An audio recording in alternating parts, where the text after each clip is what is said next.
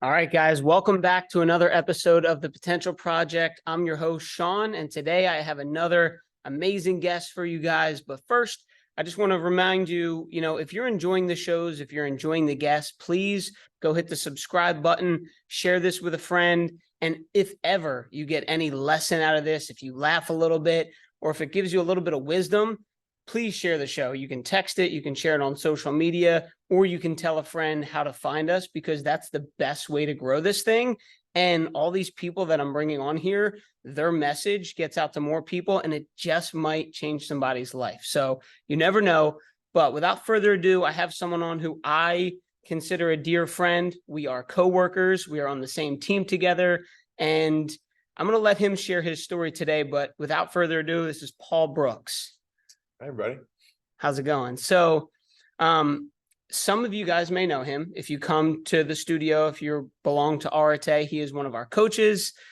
He's, again, an awesome human being overall, but there's a lot of layers to Paul, right, that you might not notice at the first look. He's got the tattoos, he's got the cool glasses all the time, and a phenomenal coach. But so I guess for the people to capture everything, we're not going to be able to capture it all in an hour, so he'll have to come on again. But let's start with kind of fitness, health, and that realm, right? You're obviously a fitness coach. You've been doing it for quite a while now. You look pretty good. You feel pretty good.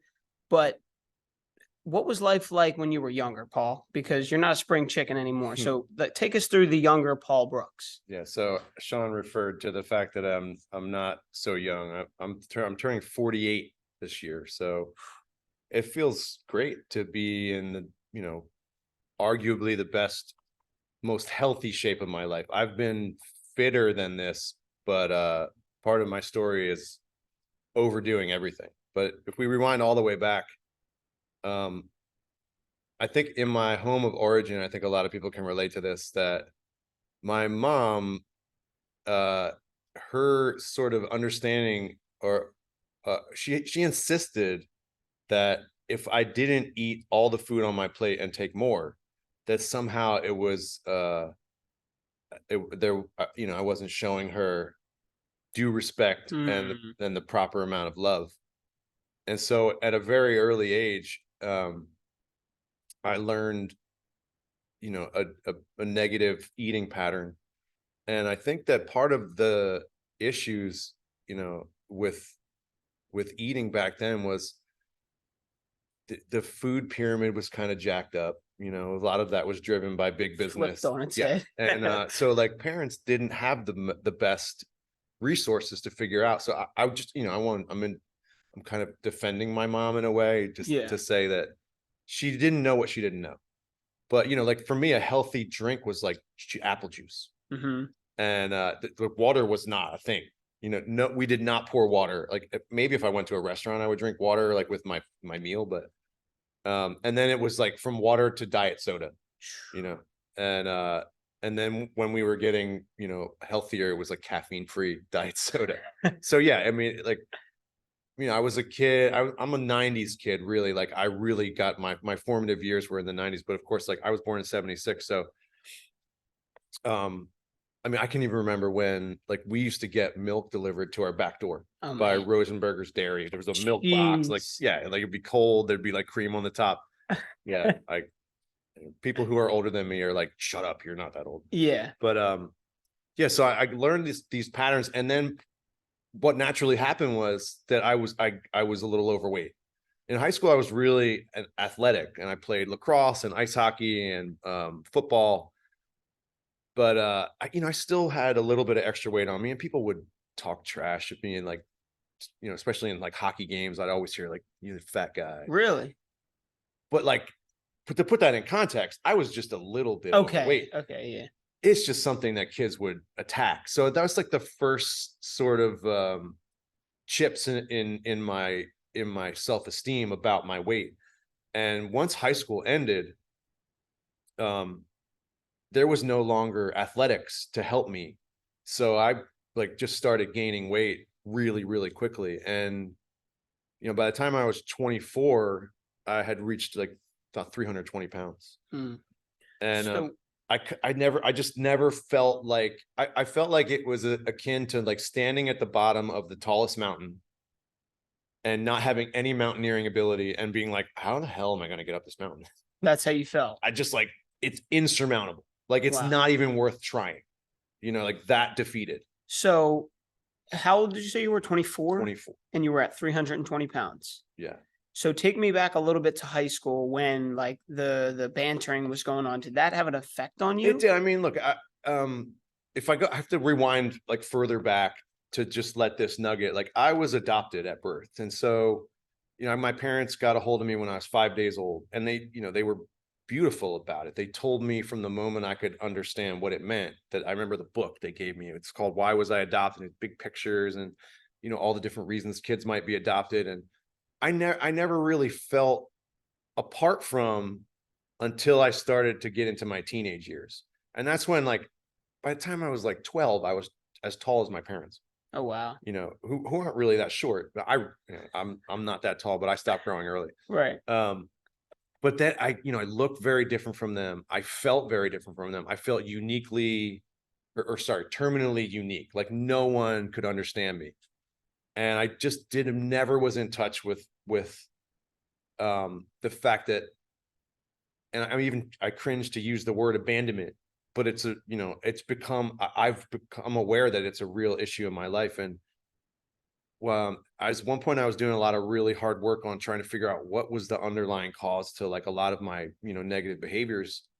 And a therapist along the way said to me, I thought this was the cheesiest, most new age hippie bull crap. She's like, I want you to write a letter to your biological mother. And I was like, stop it. Yeah. And guess what? I started writing, and like 6 pages later, I figured out like a lot of what was going on with me. And like, I was so rageful because I had like 1,000 questions and no one to answer them.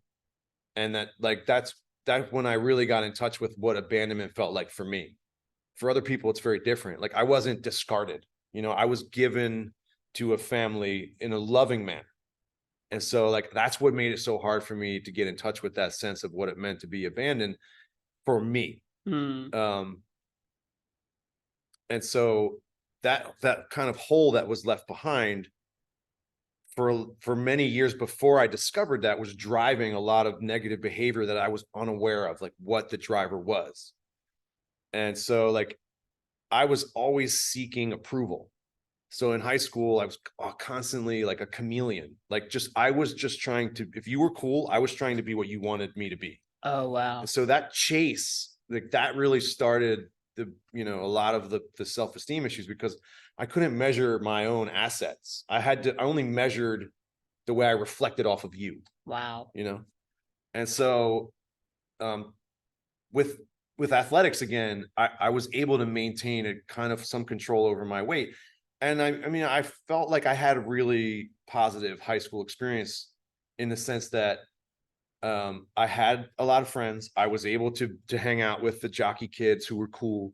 And I sort of straddled and hung out with the kids who were a little bit more offbeat. And but what I kind of started to come to terms with somewhere late in my junior year was that I was full of crap, that like I wasn't being myself. So I kind of went to the other extreme, and it was similar behavior. It was, instead of conforming to like what the jocks do and like the cool kids, I'm going to go all the way out the other direction, and I'm going to be like one of the freaks. But I sort of straddled the line all the way, and I maintained friends on both sides. But what I ended up realizing in the end was that I was still seeking something outside myself to make myself feel okay, instead of being able to do the work from the inside. The switch, right? From going maybe athletic to flipping the switch, was that like, in your minds, I don't want to call you out, was that like a cry for attention, or like was that seeking validation from people to say like, oh, look at Paul? Always yes to those things. I guess there's a little bit more nuance to it. To be honest with you, like I was so part of the dynamic was my absolute rebelliousness with my family. My mom, again, she didn't know what she didn't know. She came from a family of trauma. You know, her father was murdered when she was 9. Oh my God. And her family, like in their wisdom, didn't even allow her to attend the funeral. And her brother was like extremely bipolar. Her mother was probably undiagnosed bipolar. And her sister just sort of went into another land after the trauma of the murder of their, you know, their parents and their husband. And so that colored my mother's entire life experience. And what I could never understand until honestly almost like this year. So I could never contextualize my mother's life. I always blamed her and held these deep resentments against her for the stuff that happened when I was, you know, growing up and a teenager. But it was because I couldn't understand what it had been like to live her life. Right. And when I can remember the conversation we were having over like a crepes at this place in Ambler, and I just like this light bulb went off, and I was like, I have this deep compassion for my mom now and her experience, and I've let go of the resentments of how I ended up, you know, kind of put it this way: generational trauma is real. Yes. It's really, it's like it's more real than I ever would have cared to admit. Because my grandfather's murder, who I never met, I mean, you know, this was like in the 50s, Right. has played a huge part in my life and my upbringing through no fault of mine or my mother's. Just like it just happened. Mm-hmm. And so, you know, I guess I get a little ADD, but like I feel like my main purpose in terms of my family life is to break the cycle. Because look, I mean, as parents, I think it's impossible not to give your kids some kind of baggage. So I think it's like about limiting it and teaching them obviously how to identify what's right and wrong, but on a more nuanced level, like how to admit when you're wrong, how to look inside, be introspective, you know, kind of take an inventory, hopefully on a daily basis of like, where am I at? What's driving this? Mm-hmm. The more you check in, the more you see the small changes. And like, if I've done anything right as a parent, because I've screwed up a lot, I think I've done at least that much to get like, just if you just admit when you're wrong promptly and try to fix it, that goes such a long way. That's even huge. after you make a mistake. That's huge. And I think one thing that I took from what you said was being able to self-reflect, and whether that's you go to therapy or you journal or you do it by yourself or you talk to a friend about your parents, right? This is something that's true in my life, and I'm sure everybody, because we all have parents. It's to sit back and maybe take a step in their shoes and understand that maybe they're doing it unconsciously, and that's just how they were brought up, and they're showing their insecurities. So instead of blaming them and having remorse, you're able to reflect and say, wow, I have some compassion for them. Now, maybe for some people, it's going to take a lot of digging, a lot of years, but if we're not doing it, we may live our whole lives with this resentment and this rage to blame someone who maybe doesn't even know that they're doing it to you. So I think that's a big thing that I'm reflecting on is I don't think I could have ever done that work with my mom until I was a parent and could feel what it was like to make those mistakes myself. And like, how do I explain this to my kids? Like, how do I justify any of this kind of behavior? The only thing I can do is admit it, apologize, and commit to not do it again. Mm-hmm. And when I realize like there's things that drive my behavior sometimes that I'm unaware of, that's like, you know, that's an insight into what my mom's world was like. And so, yeah, I don't know that you could have told me this and I could have intellectually grasped it until I lived the parent life. That makes sense. You know? That makes sense. But like the rebelliousness piece, that was like you asked earlier, like about what was driving like that seeking behavior in high school.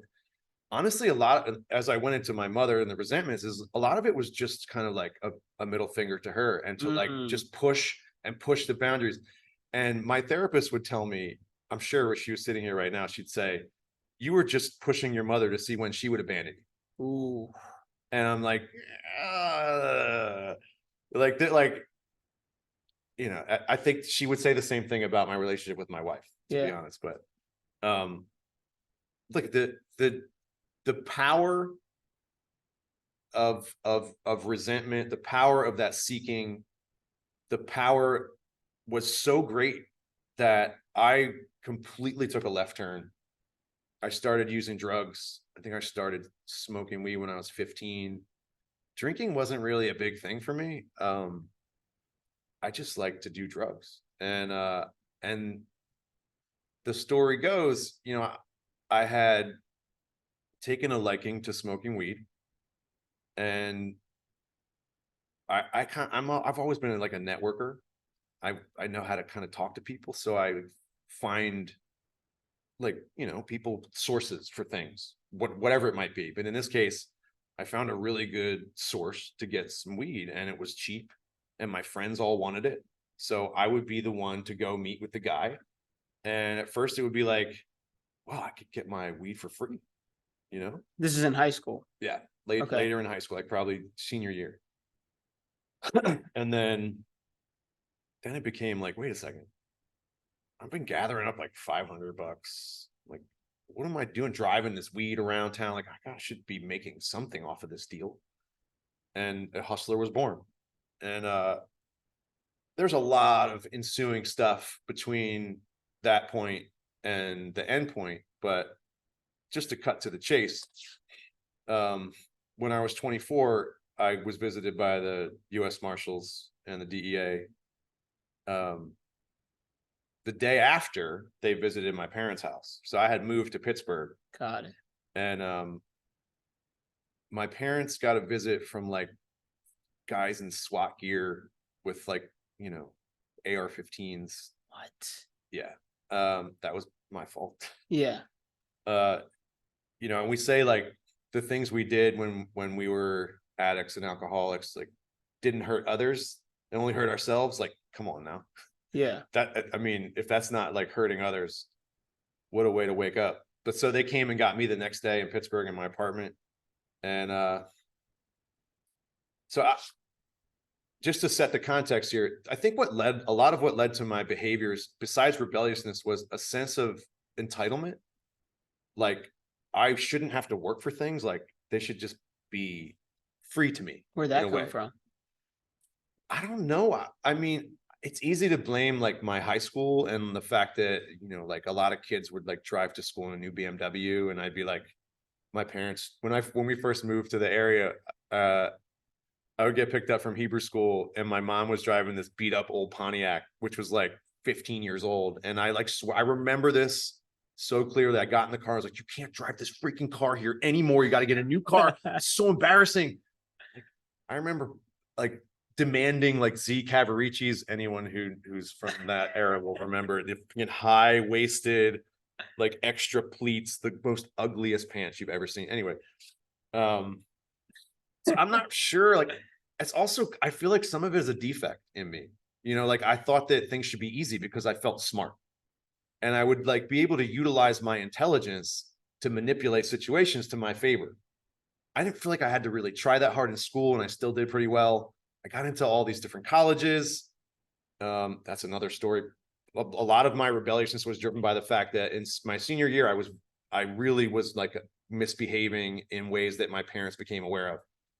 And although it didn't affect my school performance that much, they were like, we are not comfortable with you going away to college. Like, you need to spend a full year going to a local school, and then we'll pay. And I was like, my first semester at Penn State in Abington, I got like a 3.75.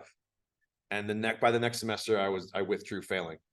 But to get back on track, yeah, the feds came for me, and I had finally, this entitled boy, immature, finally came up against an immovable force, something that I could not manipulate my way out of. There's no way under, over, around it. And it was absolutely life-changing. It was the most significant event in my entire life, like So bar none. just walk me through this. You don't have to take too much time, but like you're in your apartment and like dudes in SWAT gear with guns show up. So my parents, obviously they live near here, which is the Pennsylvania is split into 3 federal districts, you know, Eastern, Middle, and Western. The Western district, they're kind of like laid back. Mm-hmm. So like they came in their blue windbreakers, you know, that said like Okay. EA on the back. Yeah. They didn't have their guns drawn. They were really polite. But in the Eastern district, they scared the shit out of my parents. Got it. But so the story is like I'm laying in bed, and I lived in a kind of apartment where if someone buzzes the doorbell, it rings the phone. Mm. So I pick up the phone, and mind you, like I left Philadelphia because I knew the feds were going to come get me one day. There's no way. I knew there was no way around it. Yeah. So I kind of like I was really battling like serious anxiety over the course of the months that I lived in Pittsburgh, to the point where I was like eating crazy amounts of Valium just to like self-medicate. So like I get this, like the phone rings and it's like this weird sort of like muffled, and no sooner does a phone ring, but then there's already people knocking at the door of the apartment. So I don't know, I guess like someone else let them in. And I'm like really overweight and just in my underwear. And I go to the door, and as soon as I open the door, there's a hand that pulls me out. And now there's like 4 feds out there. And I'm like, oh, here it is. Like I knew it was coming. In a way, it was almost relieving. I remember the guy, there was a US Marshal that started reading me part of the indictment. And he read me the first part of the indictment, and it said, it said attempted possession with intent to distribute over 100 kilos of marijuana. And my dumbass says, that's all? Oh and he was my like, God. you should stop talking right now. Oh my God. Well, he read it. There was a lot more. There was like 4 counts on the indictment originally. And the top count was the same verbiage, but over 1,000 kilos of marijuana. So like altogether, it was well over a ton that we were getting charged with. And there's a mandatory minimum it's a 5-year mandatory minimum. But due to the fact that the warehouse where my associate kept the product, it was within 1,000 feet of a playground. So it immediately bumped the sentencing guidelines by 5 more years. So when I stood in front of the judge that day in the Pittsburgh County Jail or wherever it was, the federal building, the judge is reading the indictment, and like literally my knees buckled. I almost fell because he read the charges. There was a couple more that I didn't mention, but they weren't as serious. And then he goes, possible penalties, mandatory minimum of 10 years to life with an $8 million fine. And that's when I like almost fell out. And I was like, I mean, I knew on some level that there could be consequences for the kind of behaviors I was engaging in. I never dreamt in a million years that that's what I would be facing up to at 24. And so I became desperate to change, like hungry to fix whatever was broken in me. And of course, I also just wanted to get my ass out of trouble, but there was a genuine desire to really do something different. So I asked my lawyer, like, what can I do to help myself here? And she was like, well, you can go to rehab, like you can volunteer to go to rehab, and they may look at it like you're making a more remarkable recovery. And so we approached the prosecutor with that idea, and I got more than I bargained for. The feds paid for me to go to rehab for 90 days at this place called Discovery House in Marlboro, New Jersey. And I actually like really took on sobriety, like recovery in like a genuine way. And I chased it. Like I did all the stuff that was suggested to me. I took commitments at different meetings. I would make coffee. I would set up chairs. I would break down chairs. I would go early. I would leave after like oftentimes we would go out to the diner. I remember my favorite thing to order for some reason, and this is why I got so heavy, was pancakes and French fries. And like massive amounts of coffee. Like, come on, you took the drugs out of my life. Like, I need caffeine. Right. I wasn't smoking cigarettes back then, so that was a good thing. But so is this a regular rehab facility? Like, what was the goal? Long-term rehab, and the style of the rehab was called therapeutic community. And the idea behind it is you get the inmates to run the asylum, essentially. Okay. And it gives them a sense of autonomy that they wouldn't get in a normal rehab situation. It gives them a potential to grow their leadership skills because you can go into positions of authority. And I ended up becoming like one of the department heads because, again, I started to see that the laws of the universe actually apply to me also, not just other people. And they're like, I got to figure out how to conform to this, because even if I reject the premise of what, sort of capitalistic society is, there's no way to change any of it unless you're on the inside and you know how to do it. Right. So I'm not a socialist. I'm not like trying to, that's not me. I'm just saying, like, there are definitely like horribly destructive aspects to this capitalistic society that we have to be aware of so we can take care of ourselves. And I think I'm not going to judge anyone else, but for me, like, I was a blind consumer. I didn't think about anything except what I wanted. I didn't think about how things were made. I didn't think about their effects on the environment. I didn't think about the effects of like not having a work-life balance. It was just like, I was driven to get things, and the way to get them was to earn, and like kind of blind to self-care. But that's another story. So you got to help me out. Yeah, no. So you're in the rehab facility, right? So and are you still 320 pounds? No, so I was kind of growing. I can't tell you exactly how heavy I was in the rehab, but suffice to say, the anxiety of not knowing what my sentence was going to be was like taking a major toll on me, especially when you take any like drugs out of my life, where I'm not partying anymore. And it's weird to say, but like I'm a rave kid. I'm 90s raver, and one of the ways I helped to stay fit was like I would go to parties, I would take drugs, and I would dance like all night long, which is a pretty good cardio activity. So like you take out like a physical labor, you take out dancing, you take out athletics, and you add in like this deep, crazy anxiety about the future. It's just I'm addicted to food now. I'm the same way I throw drugs and alcohol into the bottomless pit. I'm throwing food in there, and there's no end in sight.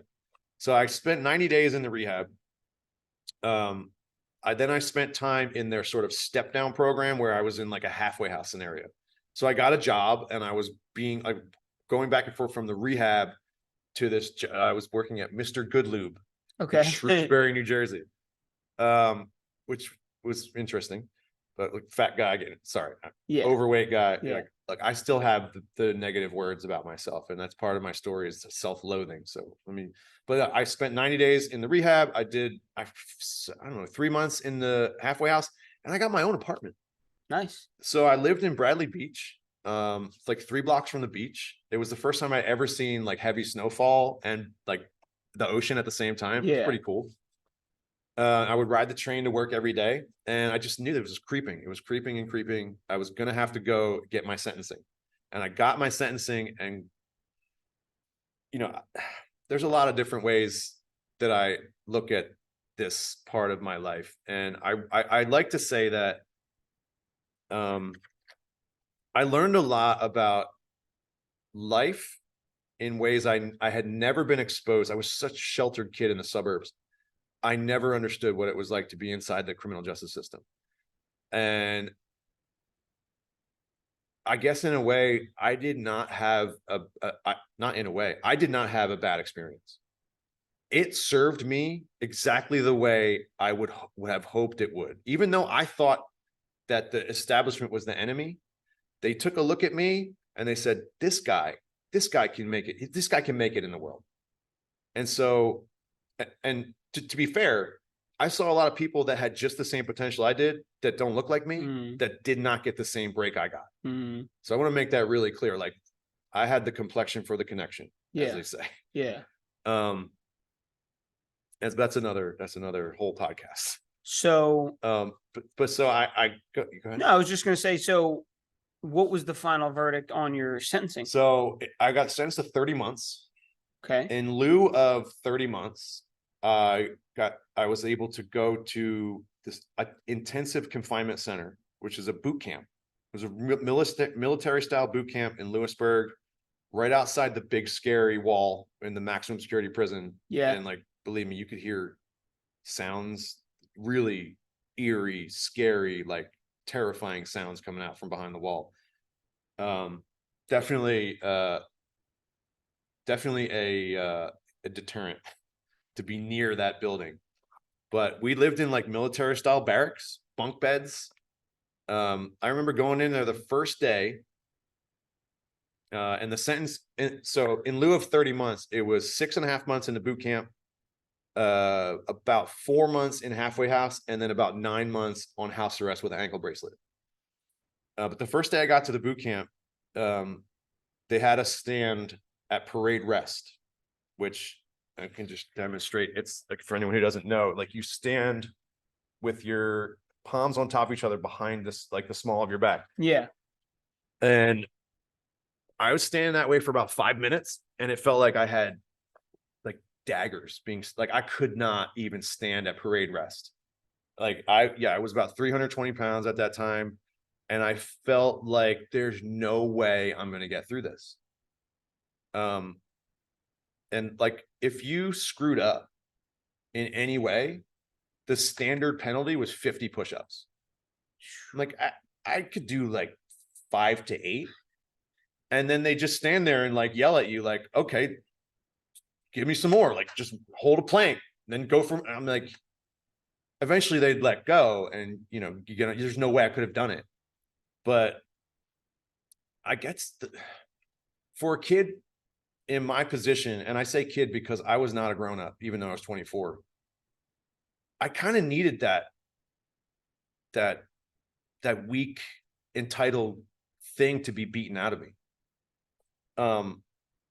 Yeah, it's toxic masculinity in that place, but like, in some ways, I needed that hardcore discipline to learn what I was capable of. And in the end, like, I didn't lose all the weight because I was intrinsically motivated to do that. I just wanted to get like through that situation. I just wanted to be able to perform the task that they yelled at me, because if I didn't, it might, like, my whole group, my whole team would be subject to the same penalties. Right. Like, that's kind of that's the way military discipline works. So I didn't want to let them down. So team building, I didn't want to like fail out of there, because then I would have to go serve my regular sentence. No. And so in a sense, like, every time I was asked to do 50 push-ups or asked to go on one of these crazy runs, I would think about, like, I'm doing this for my freedom. And that was powerful. Like, physical and mental. Yes. And unfortunately, like, after the boot camp, as the years passed, I put the weight back on, because again, it was. Well, hold on, let's back up. Go ahead. How much weight did you lose in the boot camp? 110 pounds in 6 months. Let's just say, like, for many years, if anyone who knows me knows that, like, I have been carrying all this extra skin around my midsection, because I lost that so fast. I was proud of it, but man, my body did not bounce back. And the mental intrinsic motivation was just like, I got to get up and not let my team down. And obviously you're in a boot camp, so I'm guessing you're doing physical, like, army style, like, runs and stuff all the time. So there's running in formation and sometimes I would go out there and call cadence, which is really awesome, by the way, for your fitness. If you can run at a medium pace and call out cadence, your cardio is pretty good. You're doing it. And then, so oftentimes we would run in formation, and then the drill sergeant would be like, all right, go. And they had us broken into 3 groups of runners. They slow, medium, and fast, right? Yeah. And as you would expect, I started out in the slow group.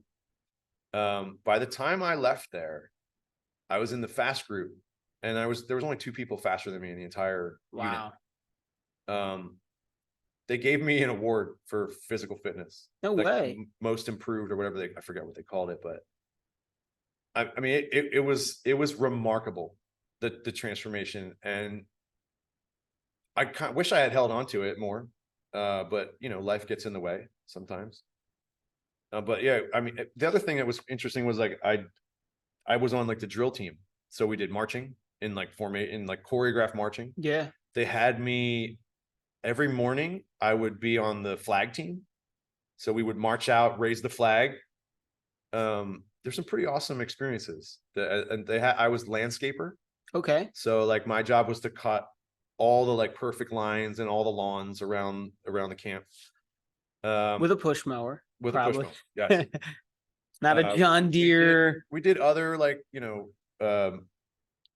like work details. Like there was a farm there, so we'd work on the farm. I'll tell you what, the best cantaloupes ever had. So so cantaloupes grow on vines, right? And if you disturb the vines, the cantaloupes get screwed up. So one person would be allowed to walk down and they would throw the cantaloupes to the people waiting in the main aisles of the farm.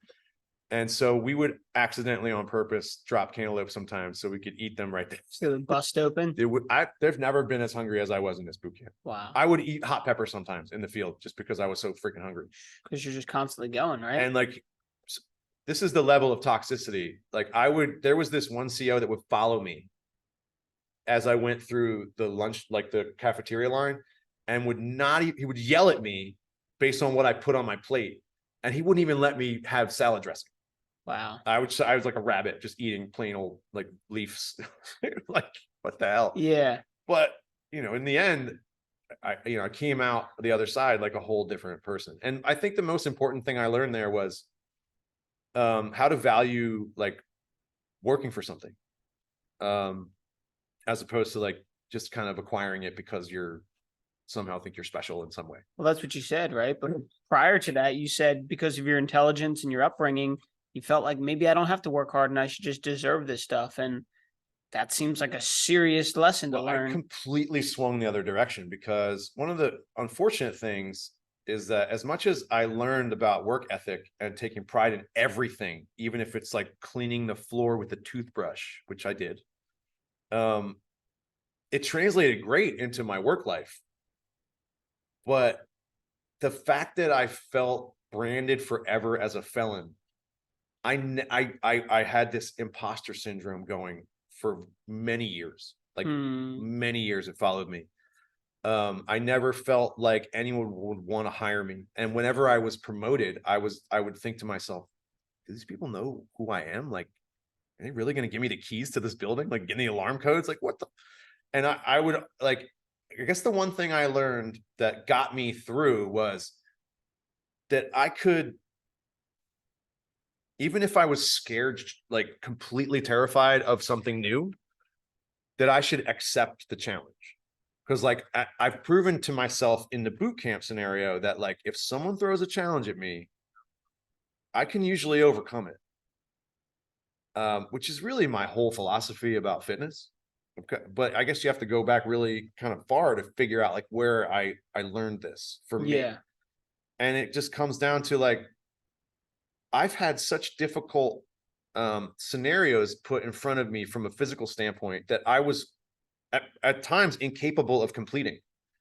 And because I equated being able to finish this challenge, whether it be run, push-ups, whatever other calisthenics, if I can overcome this thing and get through this boot camp, like I can overcome anything. So in my emotional life, I fall back on, the work I put in the gym, because we don't do easy things. Right. You know what I mean? Right. And we drop F-bombs, like, and we work hard. And it's just, for me, it's like the parallel between the hard work I put in the gym And the fact that like most other things in my day are going to be way easier than that. I personally decided that I was going to do the hardest thing first. The rest of my day is kind of downhill. And that can help me tune into my spiritual side too. So yeah, I mean, the boot camp was the biggest. The fact that I ran up against the law was unbreakable. And it turns out I was unbreakable. And I did not know that about myself. And then I discovered that through that experience. So like high five to the folks who did me that solid, because it changed everything for me.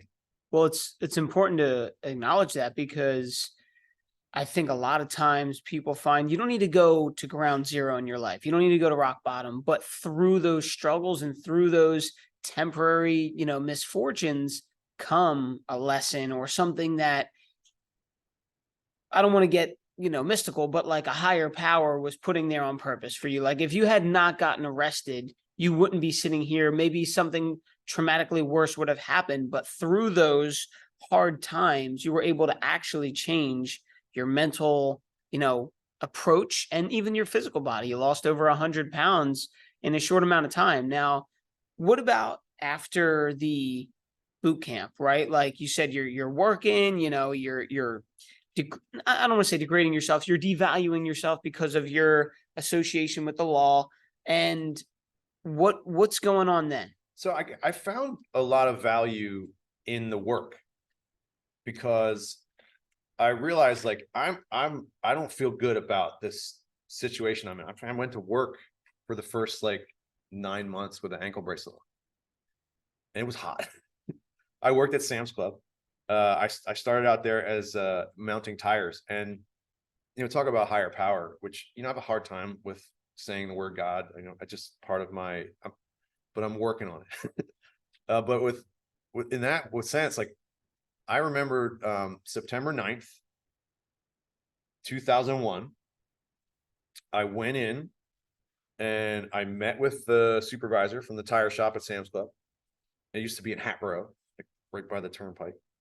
And we got to the point in the interview where he's like, we're talking about, do you have any, criminal convictions? And I was like, listen, I got to be honest with you. Like, I have this thing. And I was like, there's no violence, there's no fraud, there's no theft, but it's a serious thing. And he's like, you know what? Because of the fact that you were open about it, I'm going to grab the general manager and we're going to have a conversation. And when that happened, the general manager came over and talked to me, and we looked each other in the eye, and he was like, handshake, you got the job. Well, 2 days later, there was a major world event, as we know, right? September 11th, yes. Attacks. From that day on, I would never have gotten hired at Sam's Club. Really? Because background checks were mandatory after that. Wow. They waived my background check because we had that connection and that handshake, and like we agreed that like, okay, like I'm going to give you my best. And they wouldn't have been able to accept it 2 days later, and perpetually until now.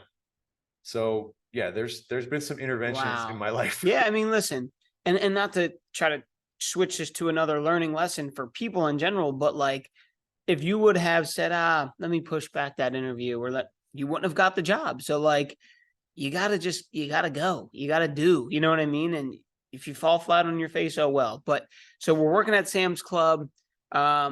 When, I don't want to jump too far ahead if I am, but like, when did it become apparent, like, hey, let me focus on my well-being and my health again? So I working at Sam's Club, let me just say also, because I think it's really important for anyone, especially though for men.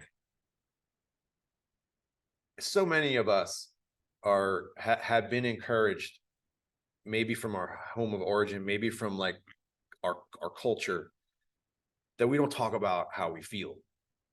And I came up in a home with a guy born in 1945 he was just completely shut off, and he was a loving man, but feelings were not a thing. He worked hard and made enough money to pay for stuff, because we weren't handy in my house. That's one thing he imparted to me. He's like, you better make enough money to call someone to do the work, because I can't teach you. He was a scientist. Yeah. Anyway, the point is, there's no way, there's no path to me for me to success without therapy. And you can call whatever you want, but like, I'm a huge proponent of therapy because I don't get here. Like, it just doesn't, it doesn't work out. Like for people like me, it's jails, institutions, and death. Like that's where we end up if we're like left to our own devices. So like, I started seeing a therapist as soon as I came out, and I maintained my relationship with this guy until he died suddenly, which was another whole thing. And that was in 2016. So went from 2001 to 2016. Yeah, this was my guy. So I just want to make that clear. Like, my growth didn't happen in a vacuum, right? But like, I tried to stay with my fitness a little bit. But one of the things that my old therapist, Bill, would say to me was like, you're trying to be the big fish in the small pond. It's time to jump into the ocean. Like, you're big, you're better than that.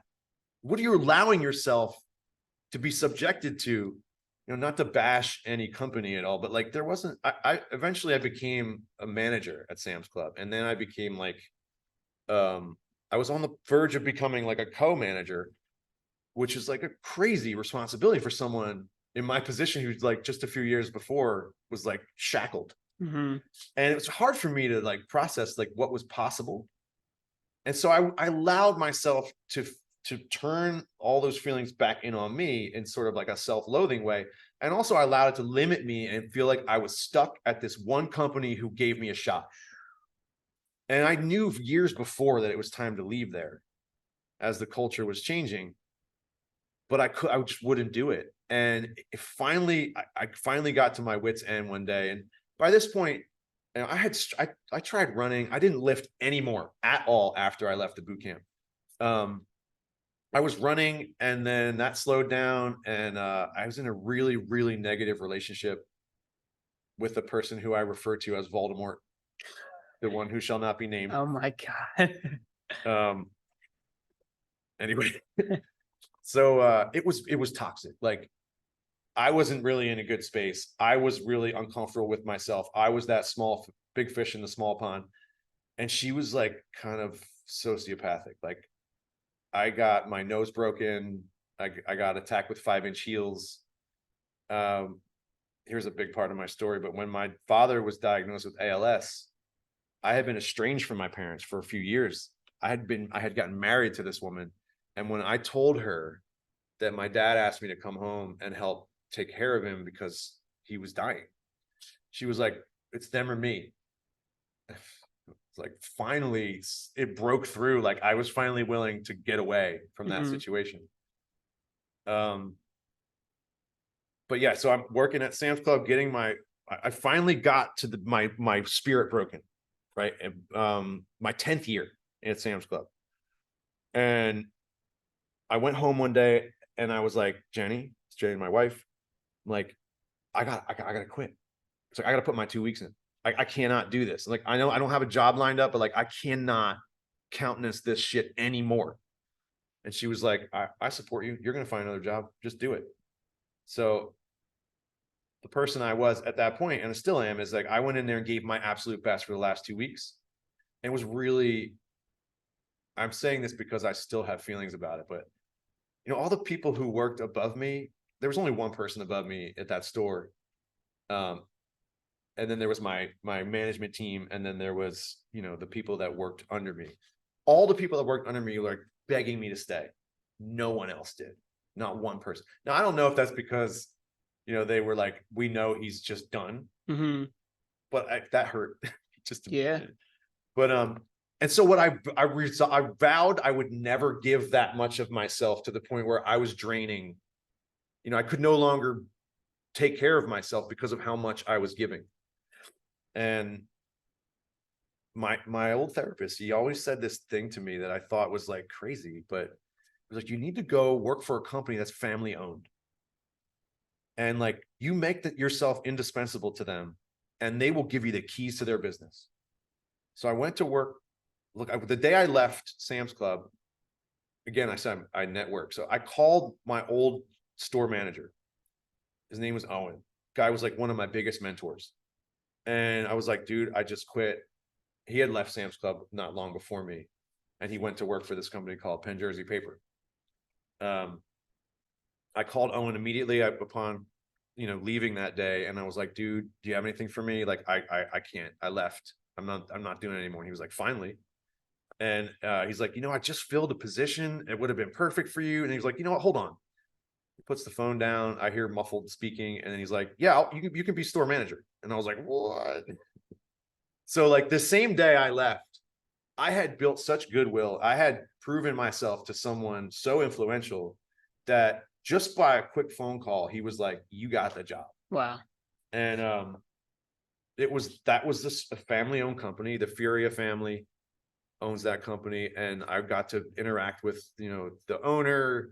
The family is really the owner, but the owner and the son, who's the COO, and his son, who's one of the management team. Really great place to work. And it was, again, it's family company, and like again, I walk in there, I'm a store manager, and I just needed to show them what they kind of already knew. 90 days later, I'm taking on operations manager duties. Wow. And I'm like, everything Bill said is coming true. Mm-hmm. To go work for a family company, they'll give you I'm like, it happened. Mm-hmm. And in such short amount of time. And it all builds on itself. Like everything I did along the way is now justified by this new success. And what my life was when I was shackled, man, my wildest dreams, I couldn't have thought where it had gone from there. And look, it was great, but it could be so much better. And so if you take another fast forward from that day in 2017 or 2018 till now, 2017 till now, another like major step up in what I thought was possible. How so?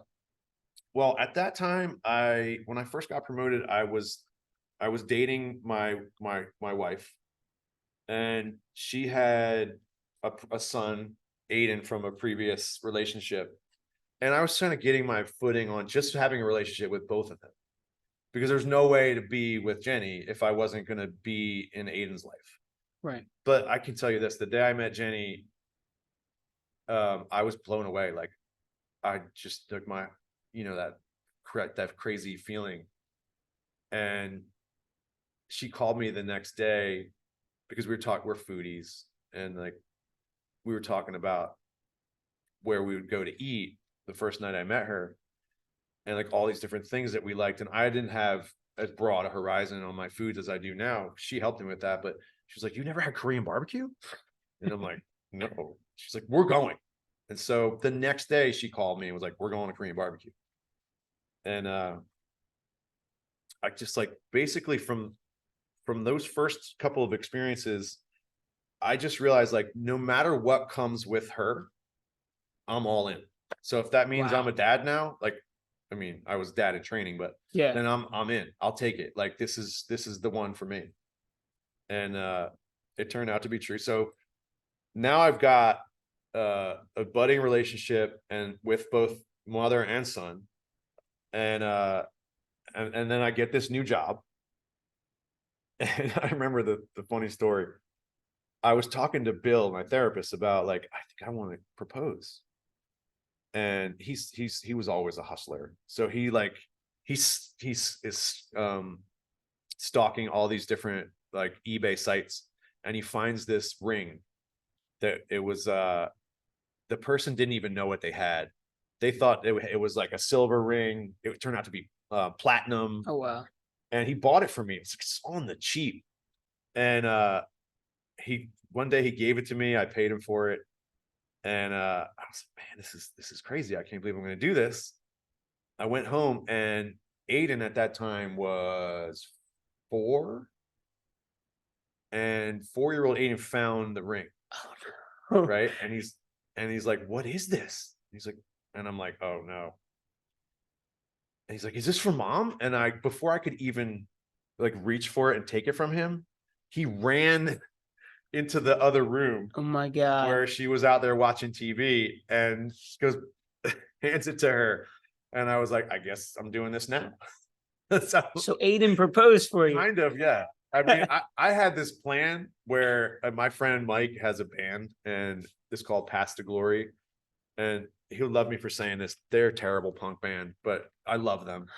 They're probably not as terrible now, but this was years ago. So they were going to play at the Trocadero. And I'm like, oh, yes. I'm like, me and Mike are going to replay the scene from Anchorman. Oh my God. Where Ron Burgundy is trying to explain to the rest of the team what love is. Yeah. And then I'm going to go up on stage and propose. And I never got the chance to do that. But we did do that at my wedding. Okay. And at my wedding, I sang a cappella Afternoon Delight to my wife. Oh my God. And no one got it on video. I was going to ask that. You could play it now, but just don't have it. But so I'm married. My wife, she's doing amazingly well in her career. I've got an actual son. Like really, unfortunately, his biological father was kind of like a ghost forever. Like he hasn't seen this guy since he was 18 months old. So in a way, it freed up me to be the only game in town. And so I could really focus on being his dad. There's no distractions. And he let me in over time. And man, I'm so grateful for that. Like, that's amazing. His love means so much to me because he chose me. And I chose him too. You know, like my younger son, Asher, like he just got me out of like, you know, out of the lottery. But Aiden chose me. And so if you fast forward to 2016, Jenny and I have been married for like almost 5 years. Aiden is what, turning 9, 10? 10, I think he was. Yeah, he was 10. And we conceived Asher completely by accident. That's not to diminish Asher's existence. He's amazing. Right. But I had a complete narcissistic freak out when we conceived Asher. Like my perception at that moment was like, oh my God, I just got sentenced to 20 years. Like, wow. Like I thought we were done with this part of, and cause I had gotten myself right with the idea that like, I was adopted. I have a chosen family. I don't need to make a kid. Like there's enough of them already in the world. Like we're not going to make another one for them. If I want a kid that bad, I'll go get another kid that needs to be adopted. Yeah. So, and another funny thing is that 2 weeks after Jenny was scheduled to have her tubes tied 2 weeks after the day we figured out that we were pregnant. Oh my God. So like we really were taking steps to, you know, never have a kid. Not do it, yeah. So but of course Asher came into the world. So now we're a family of 4.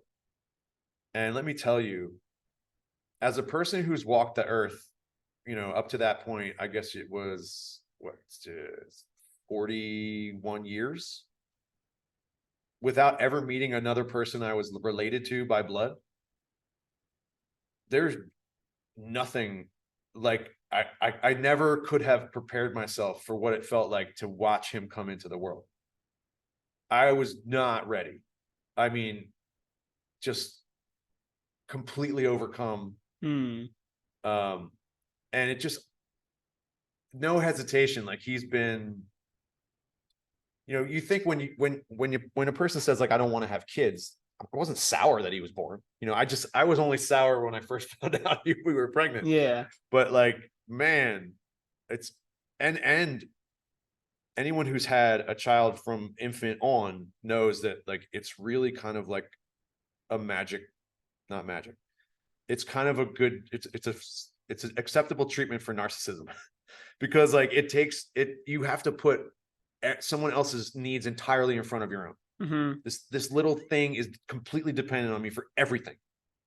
And it really was a helpful experience. So now we're a family of 4.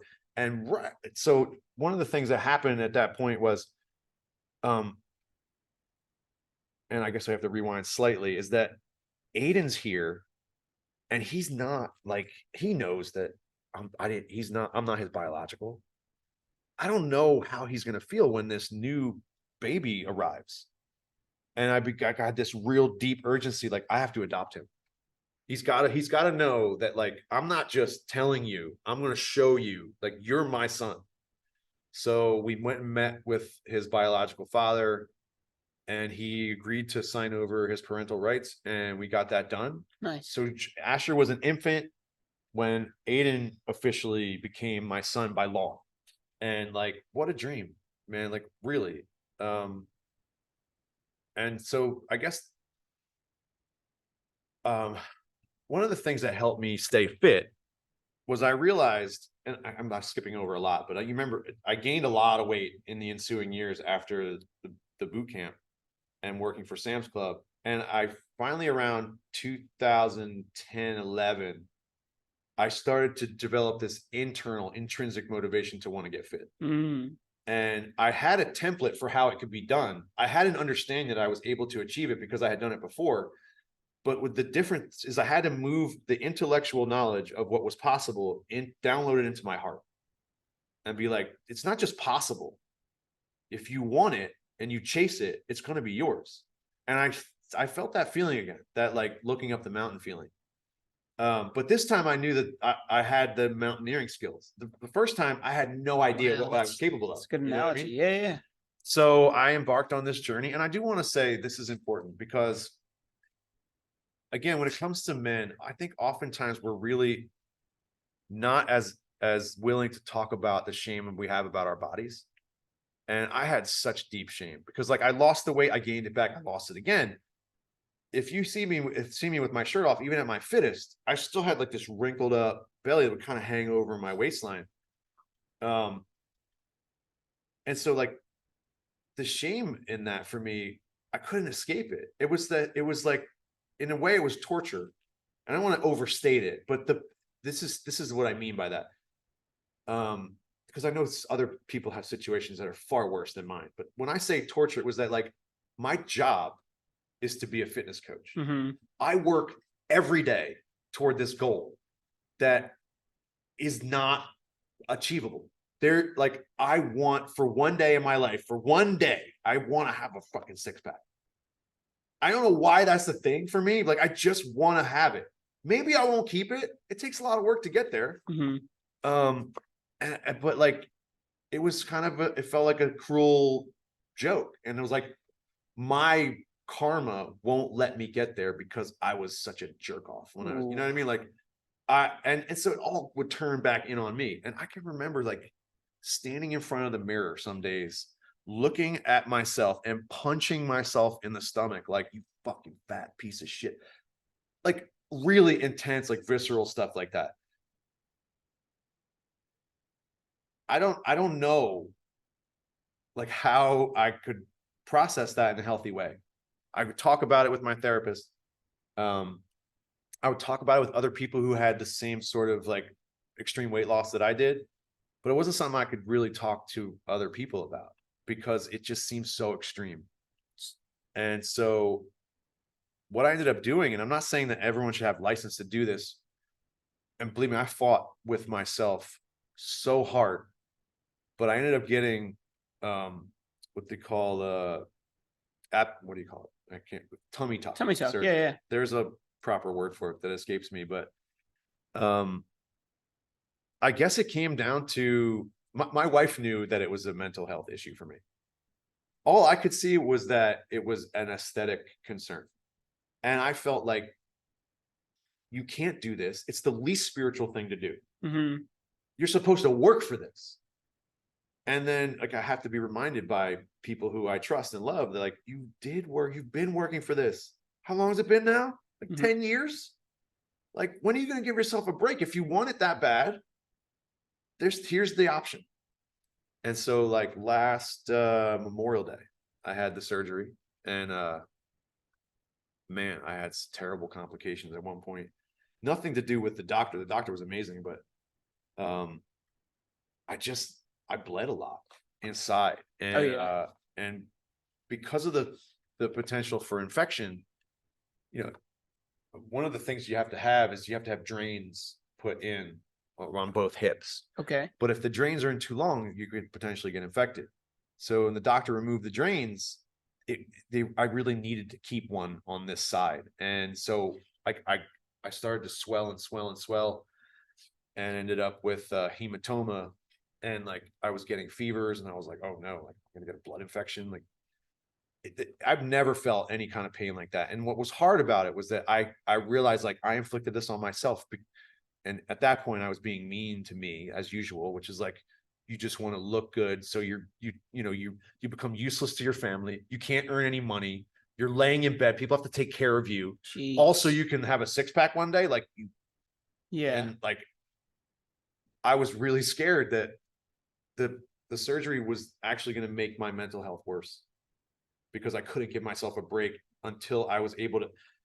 One of the issues about the surgery is like you're hunched over for, gosh, like for me, I think it was like 40 days. Wow.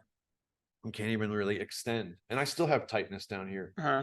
Would I recommend it? I mean, that's not up to me for anyone. I can only say my own experience, but at this point, I think it was one of the best decisions I've made, because, and here's the key, ever since I recovered, there's not one day that has passed where I get in front of the mirror and put on clothes and feel like a fat piece of shit.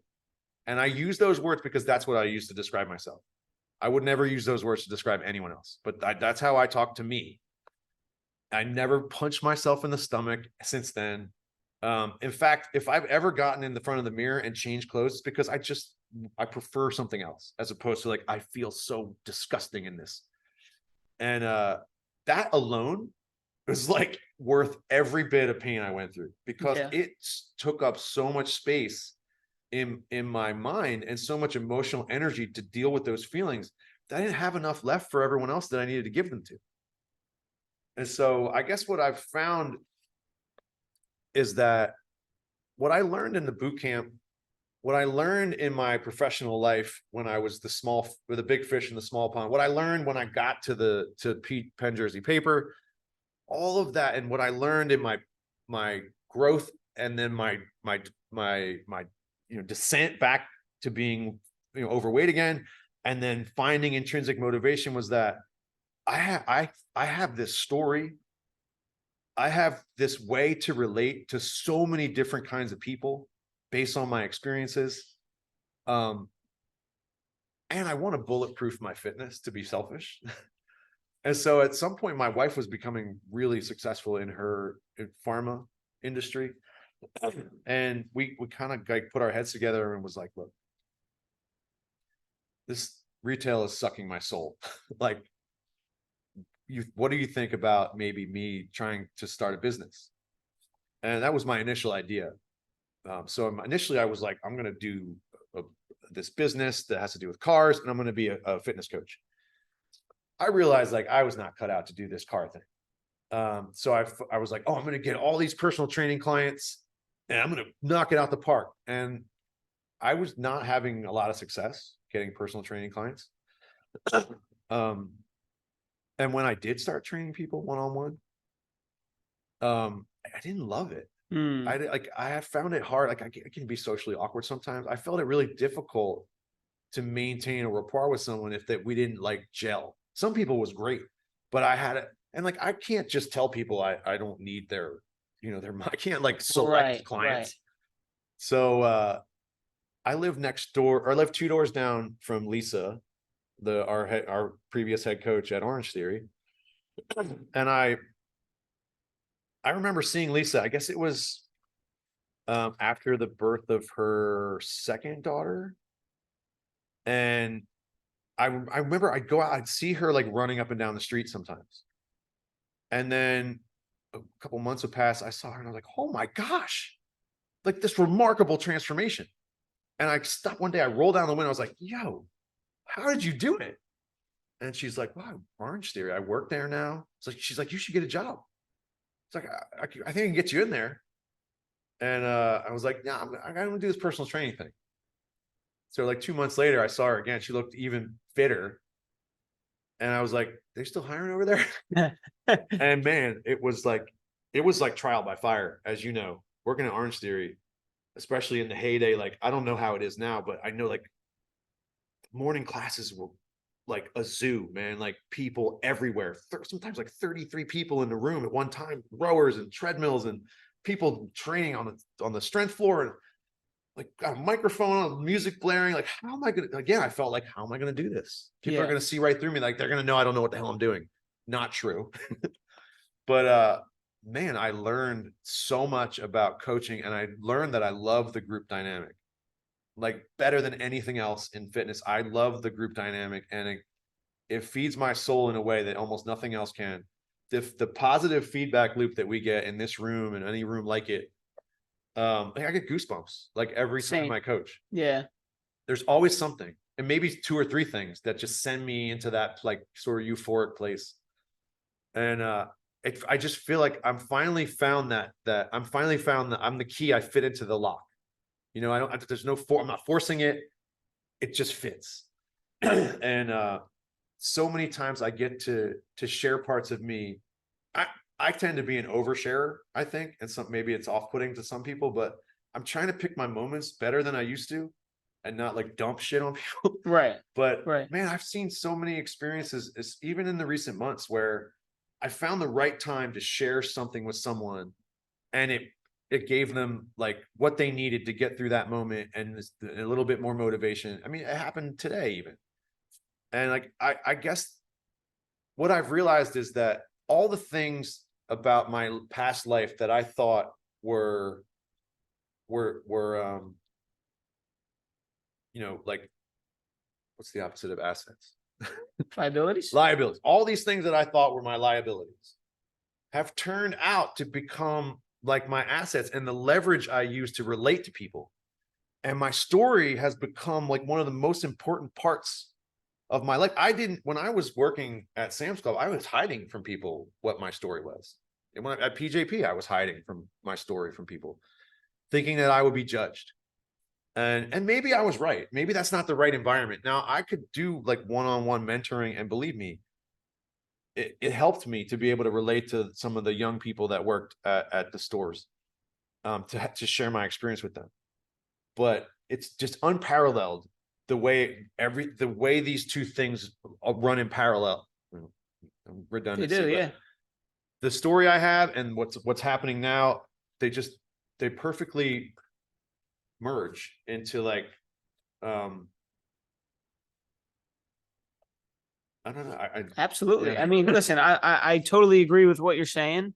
And the whole fact of what I took the most from that was when you said your story and the struggles you went through turned out to be, again, a blessing of you being able to give this gift to someone else. So, I mean, we have time for one more question, and I typically like to ask everybody this, but your situation's a little bit different.